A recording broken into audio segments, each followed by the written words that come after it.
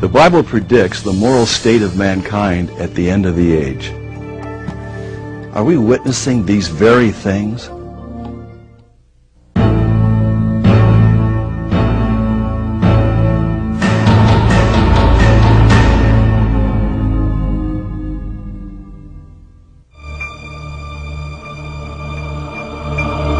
Jesus said in Matthew 24, verses 4 and 5, that in the last days many would come in his name, proclaiming that they were the Christ, and would deceive many.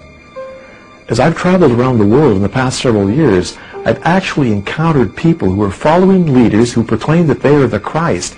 And this is not just happening in one or two countries, this is happening worldwide. For example, while I was speaking in Moscow, an individual jumped up, interrupted the meeting, and said that what I was telling them about the Bible wasn't true, that they were following the Messiah, the true Messiah, and what he was telling them was the truth, and that the people should follow that message rather than the Bible. There was an itinerant preacher, ex-carpenter, had never been outside of the little tiny country of Israel, and he dared to say, in the last days, many will come in my name. They're not going to call themselves Buddha. They're not going to call themselves Confucius. They're going to call themselves the Christ. That was pretty audacious. And yet we've got all kinds of people today who claim to be Jesus Christ. I'm God. You people that interviewed this gentleman today, I don't think you knew who you interviewed, but you interviewed God. Their lives cut short by a madman claiming to be God, the reincarnation of Jesus Christ. Jesus Christ was a great master, like our master is today. The Word made flesh, as the Bible puts it. Jesus himself warned us that in the last days many would come claiming to be Christ and Messiah. The landscape today is literally crawling with individuals claiming to be Christ, and the Eastern gurus are right on the top of the list. We have seen so many people today who are making claims to being the Messiah. The latest being Farrakhan, who has just announced that he is the modern-day Messiah. And many are being deceived. Jesus said, for false messiahs and false prophets will rise. They'll show great signs and wonders and deceive, if possible, even the elect. There are so many today in the New Age movement who are claiming to be the messiahs or claiming to be channeling the wisdom of the messiahs for these days. There is the Shirley MacLaine declaring that she is God. It's an amazing thing to me, again, the lies that men will believe once they've rejected the truth. The words of Christ are being fulfilled before our eyes. These are the signs of the last days, according to Jesus.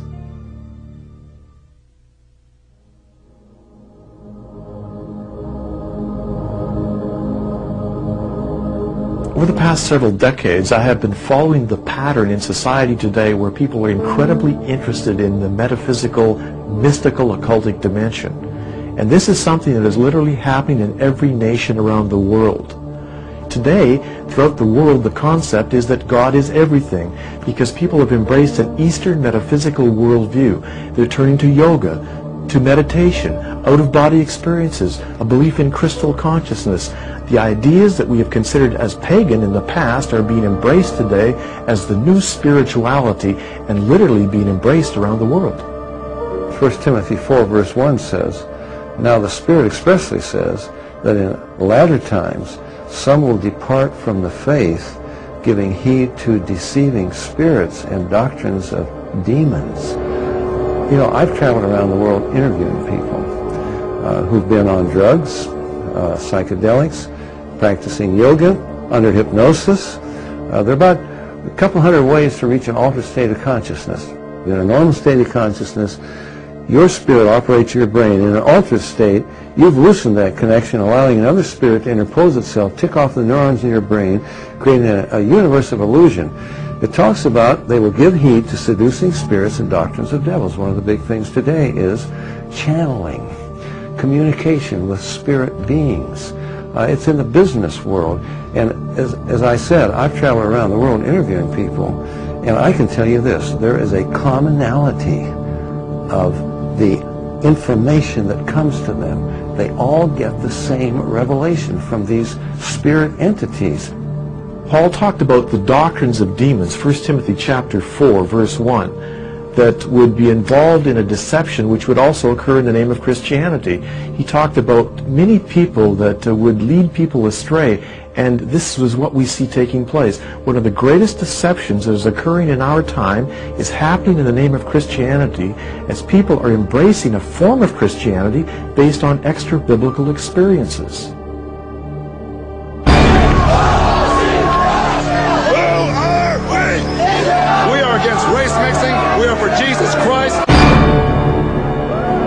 You're bringing a child into this environment. Do you think this is good for him? I know this is good for him. The Bible says bring that child up in the way it should go. This is the way. There was something else completely controlling my body. All kinds of strange things are happening in the name of Christianity. We see the rise of satanic worship, of the satanic cults. We hear it with the musicians.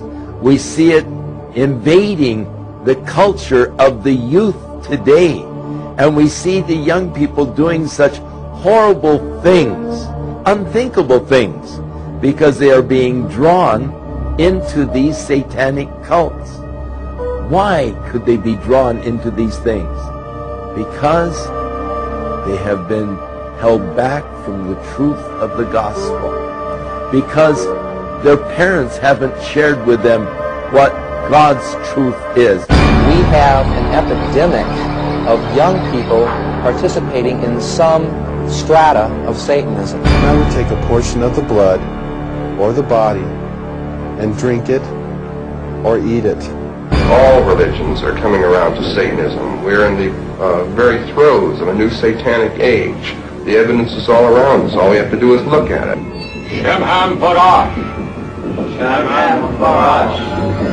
Hail Satan. There is this fascination for the occult because they do not have the truth of God in their heart. Never before have we seen such an explosion of fortune-telling, hypnotism, psychics, magicians, and Dungeons and Dragons, and these kinds of things that we see in our world today. And I've tried a few different things, witchcraft and Krishna and stuff like that. I'm free and open, but I believe, like Rob, that God's were just invented to help give you a reason why to live, because you don't know the answers why you're here. I think we are totally becoming more tolerant. Crime and things that people do in society is dropping the morals, and it's making us more tolerant. Less people are going to church. There's a decline in moral values, ethical values, again attributed to parental control. We as adults, we have a tendency to say one thing and we do another, but we expect for kids to do exactly what we tell them when we're showing them something totally different. Other words, do as I say and not as I do.